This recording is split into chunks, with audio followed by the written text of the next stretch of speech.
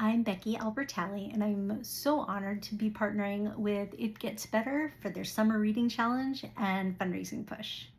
This is my cat Willow.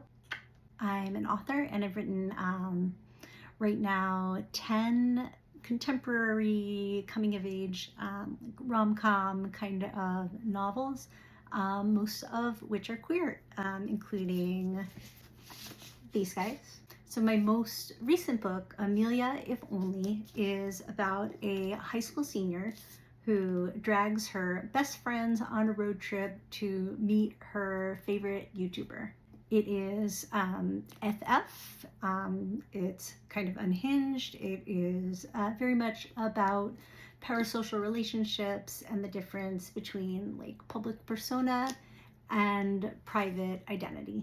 And Amelia is actually a companion book to my 2023 novel, Imogen, obviously, which is about a high school senior who thinks she's straight, and she is just the absolute best ally of all time to her queer family and friends.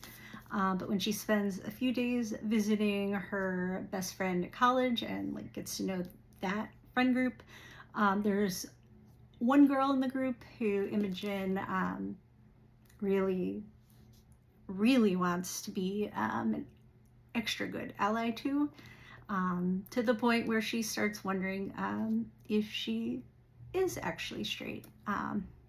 Anyway, this book is also FF, if that gives you any clues about the answer to that question. The one I'm best known for is actually this one.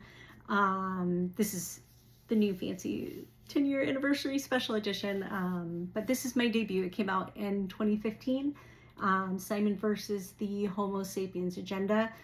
This is better known as the Love, Simon book, so it was adapted into the 2018 film Love, Simon. Simon is about a gay teen boy growing up in the Atlanta suburbs, which is where I grew up.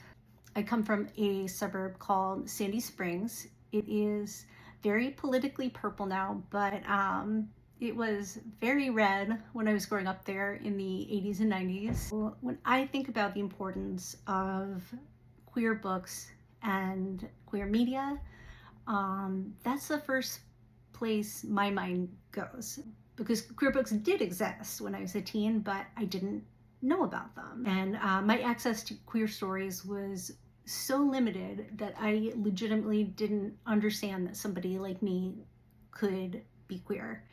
Like I knew about bisexuality, but I did not really have a sense of what that could look like or feel like, which is a big part of why I didn't come out, even to myself, until my mid-late 30s, which was after I'd written this book and a whole bunch of other queer books.